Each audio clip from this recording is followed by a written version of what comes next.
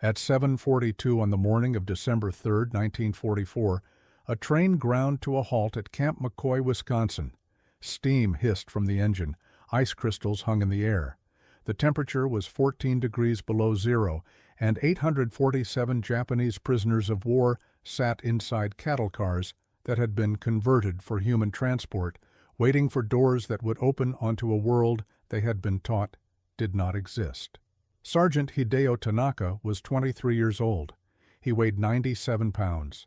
His uniform hung from his shoulders like cloth draped over a wire frame.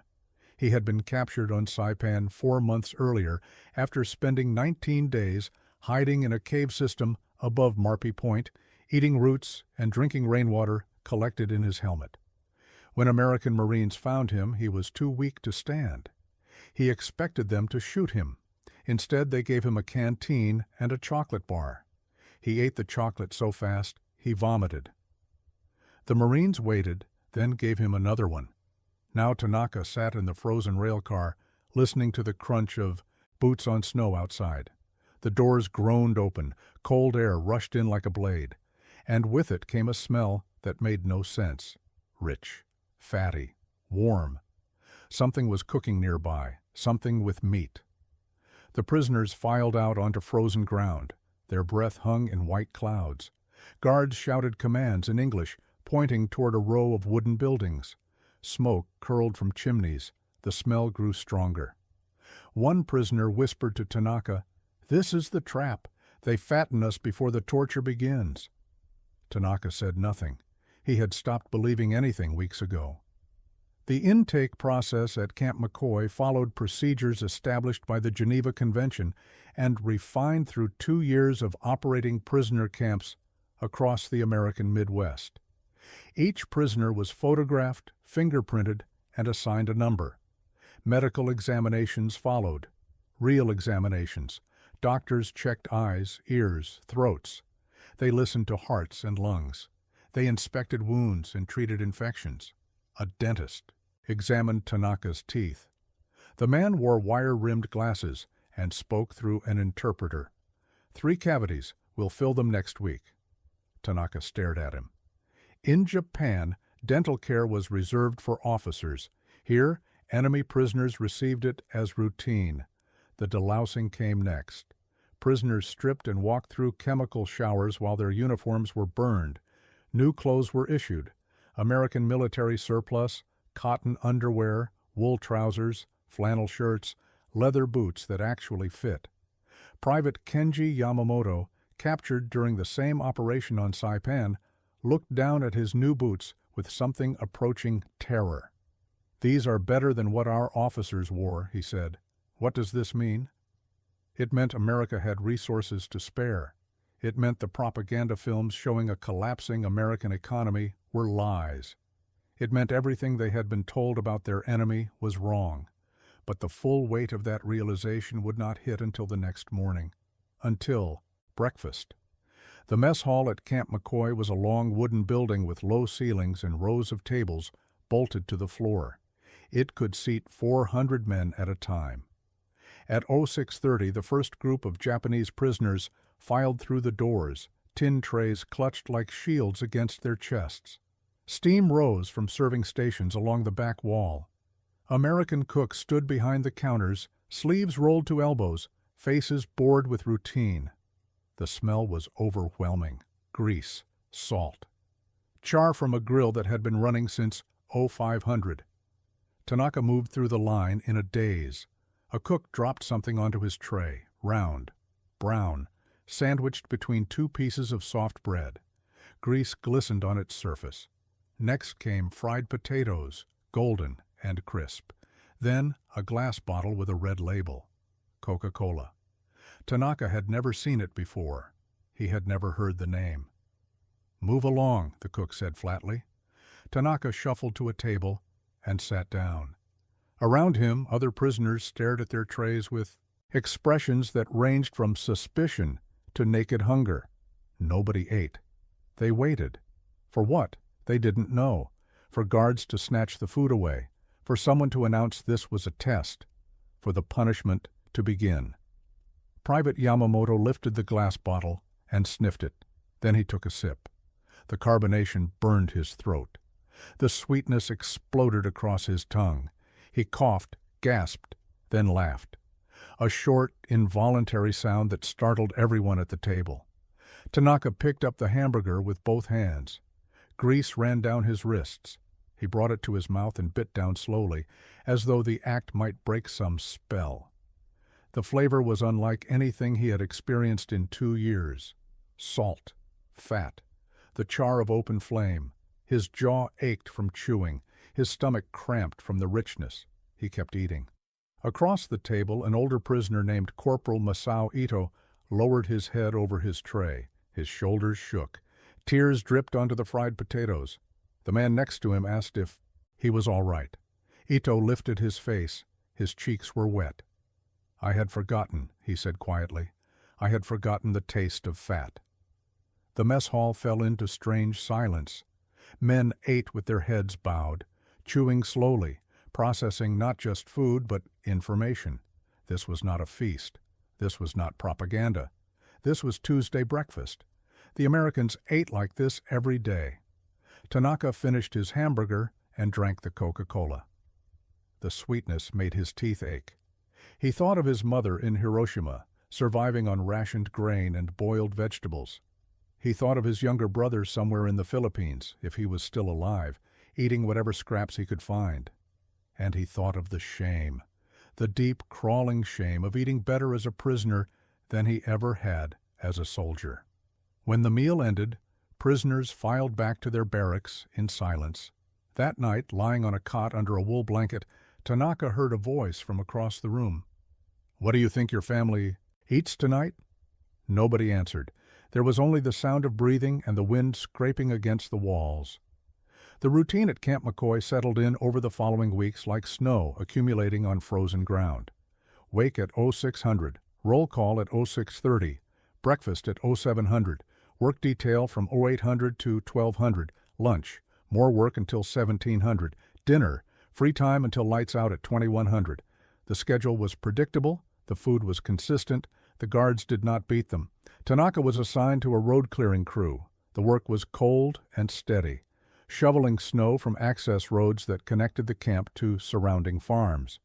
At the end of each week, he was paid in camp coupons. With them, he could buy toiletries at the canteen, writing paper, stamps, chocolate bars. The first time he held a chocolate bar, his hands trembled. In Japan, chocolate was medicine, reserved for the sick and wounded. Here, it was sold like bread. He broke off a piece and let it melt on his tongue. The sweetness was almost painful. He wrapped the rest carefully and hid it under his mattress. English classes were offered in the evenings. Attendance was voluntary. Tanaka was one of 34 prisoners who showed up the first night. The teacher was an American sergeant named Robert Collins, 28 years old, former high school English instructor from Minnesota. He wrote simple words on a chalkboard: bread, table, window, family. Tanaka copied each word into a notebook. He repeated them under his breath. The word family stuck in his throat. He hadn't received a letter from home yet. The Red Cross was still processing mail. He didn't know if his mother was alive. He didn't know if Hiroshima still stood. One evening, Collins wrote a sentence on the board: "I miss my family." He asked Tanaka to read it aloud. Tanaka did, his accent thick, his voice barely above a whisper. Collins nodded. "Good. We all miss someone." Tanaka looked down at his notebook. For the first time since his capture, he felt something other than shame. He felt seen. But not all encounters were kind. On a work detail outside the camp, an American farmer watched the prisoners with cold eyes. His son had been killed on Guadalcanal. When a prisoner bent to retrieve a dropped shovel, the farmer spat on the ground near his feet. "Should have left them to starve," the man muttered loud enough for everyone to hear. The guard escorted the crew back to camp without comment. That night, prisoners debated the incident in low voices. "Not all Americans follow their rules," one said. "Of course not," another replied. "They are men like us. Some will hate, some will not." The truth was more complicated than either side. American policy toward Japanese prisoners was governed by the Geneva Convention, but policy and practice were different things. Some guards treated prisoners with professional detachment, others showed genuine kindness. A few harbored hatred they couldn't hide. A young guard named Private Thomas Miller sometimes lingered near the fence after his shift ended. He carried photographs of his family. 2 sisters, maybe 8 and 10 years old, smiling in Sunday dresses. A mother with graying hair. A father in overalls standing beside a tractor. Miller showed these photographs to prisoners who gathered on the other side of the wire. They couldn't understand his words, but they understood the faces. Family was universal. Tanaka traced a shape in the dirt one afternoon. A small house, a tree, a woman standing in the doorway. Miller crouched down and pointed at the drawing. "Mother?" Tanaka touched his chest. "Ha ha ha," he said softly, the Japanese word. Miller smiled. Another guard called him away, but the moment had happened. 2 enemies had found common ground in the snow. Inside the barracks, tensions simmered beneath the surface. Some prisoners warned against softening. Every kind word is a trap, they argued. Every smile weakens your spirit. They cited Bushido. They invoked the emperor. They reminded everyone that surrender itself was shameful, and accepting comfort from the enemy compounded that shame. Arguments flared at night. One man accused another of betraying Japan by attending English classes. The accused shot back, "What does honor matter if we do not survive to return home?" Nobody had an answer. Tanaka lay awake most nights, staring at the ceiling beams. He thought of the hamburger, the Coca-Cola, the chocolate bar hidden under his pillow. He thought of Miller's photographs. And he thought of the contradiction that gnawed at him constantly. His enemy had fed him, healed him, treated him with more care than his own commanders ever had. What did that mean?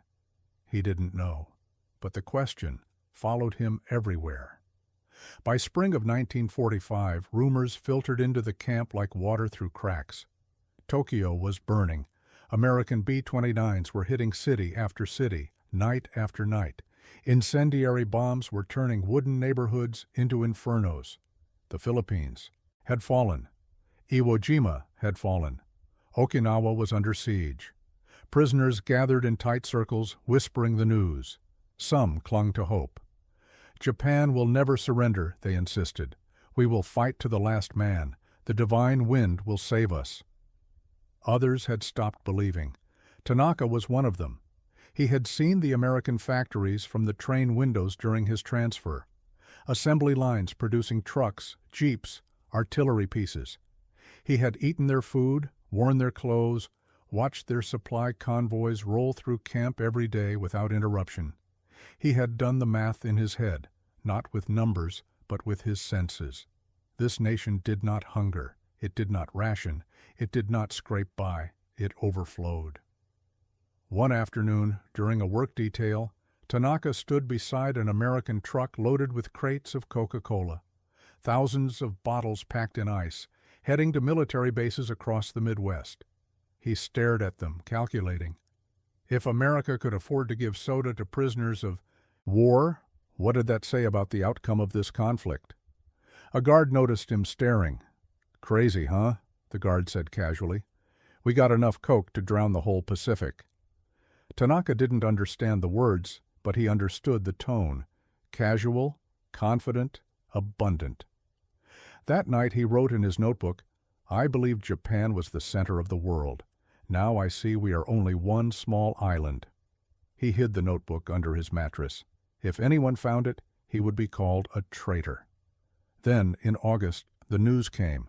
Hiroshima, August 6th, Nagasaki, August 9th, surrender, August 15th. The camp fell silent. Men sat on their bunks, staring at walls. Some wept. Others clenched their fists, shaking with rage or grief or both. A few refused to believe it. Propaganda, they insisted. The emperor would never surrender. But the emperor had surrendered. His voice had been broadcast on Japanese radio for the first time in history. The war was over. Tanaka felt only numbness. His mother had been in Hiroshima. He would never know if she survived. The guards did not celebrate. They continued the routine, meals, roll calls, work details. The steadiness was unbearable. Preparations for repatriation began in October. Red Cross officials distributed clean uniforms. Medical examinations were conducted. Lists were compiled. Ships were scheduled. The day of departure arrived quietly. Prisoners filed out of the barracks carrying small bundles. Some clutched wooden carvings they had made during free hours. Others held letters they had written but never sent. As Tanaka passed through the gates of Camp McCoy for the last time, he paused and looked back. The barracks, the mess hall, the guard tower where Miller used to stand. He felt no fondness, but he felt something: confusion, gratitude, shame, all tangled together in his chest. He had expected cruelty. He had received hamburgers. The journey home was long. The ship was crowded. The Pacific stretched gray and endless in every direction. Men huddled together in silence, wondering what awaited them. When Tanaka finally stepped onto Japanese soil in November 1945, the world he knew was gone. Cities were ash. Families were scattered. Hunger was worse than anything he had experienced during the war. His mother had not survived Hiroshima. He learned that from a neighbor 3 days after his return. There was nothing left of her, nothing to bury. For weeks, Tanaka did not speak. He worked in the rubble, clearing debris, stacking bricks, rebuilding walls that would never hold the same memories. At night, he lay on a thin mat and stared at the ceiling, just as he had in Wisconsin. One evening, a child approached him on the street. A boy, maybe 6 years old, thin, eyes too large for his face. He held out his hand. "Do you have food?" Tanaka reached into his pocket. He still had one piece of chocolate saved from the camp canteen. He had carried it across the ocean. He didn't know why. He unwrapped it slowly and placed it in the boy's palm. The child's eyes went wide. He bit into it, savoring the sweetness, and smiled. Tanaka watched him. And for the first time since his return, he felt something other than emptiness. Years later, when his own son asked about the war, Tanaka spoke carefully. He did not mention the battles. He did not mention the shame. He spoke only of the food. "I learned in America," he said quietly, "that kindness is harder to carry than cruelty. Cruelty you can fight. Kindness you remember." His son did not understand. Tanaka did not explain further. Some truths cannot be taught. They must be tasted. The statistics tell part of the story. Between 1942 and 1946, the United States held approximately 5,000 Japanese prisoners of war in camps across the continental United States: Camp McCoy in Wisconsin, Camp Clarinda in Iowa, Camp Huntsville in Texas. The prisoners received the same rations as American soldiers: 3,500 calories per day, meat, vegetables, bread, coffee, sugar. Many gained 20 to 30 pounds during their captivity. The Geneva Convention required humane treatment. The United States chose to exceed those requirements, not from sentiment, but from strategy. Well-fed prisoners provided better intelligence. They were easier to manage, and their letters home, describing American abundance, served as psychological warfare against Japanese morale. But the men who lived through it carried different lessons. They returned to a devastated Japan with memories they couldn't reconcile. Memories of hamburgers and Coca-Cola, of guards who showed photographs of their families, of doctors who filled cavities and dressed wounds, of an enemy that treated prisoners better than their own army had treated them. Some spoke of these experiences cautiously, voices trembling between guilt and gratitude. Others buried them deep, sealed behind silence and pride. But none forgot. Because in the end, war strips men of everything: rank, reason, hope. But it cannot erase the power of small acts. A hamburger shared across enemy lines, a bottle of soda passed to a starving man, a guard showing faded photographs through a fence, a piece of chocolate given to a child. Moments so small they could have been lost to time, and yet they endure. because these gestures, born in the shadows of conflict, remind us that mercy can survive where hatred tries to rule. These are the moments that outlast the noise of artillery and the silence that follows. These are the moments that remind us we are still human. If this story moved you the way it moved us, hit that like button. Every like tells YouTube to share this with more people who need to hear it. Subscribe and turn on notifications. We're pulling these forgotten stories from archives every single day. Stories about ordinary men caught in extraordinary circumstances. Real people, real choices, real humanity. Drop a comment and tell us where you're watching from. United States, United Kingdom, Japan, Australia. Our community stretches across the world. You're not just watching, you're part of keeping these memories alive. Thank you for being here, and thank you for making sure these voices from 1944 don't disappear into silence. These men deserve to be remembered, and you're helping make that happen.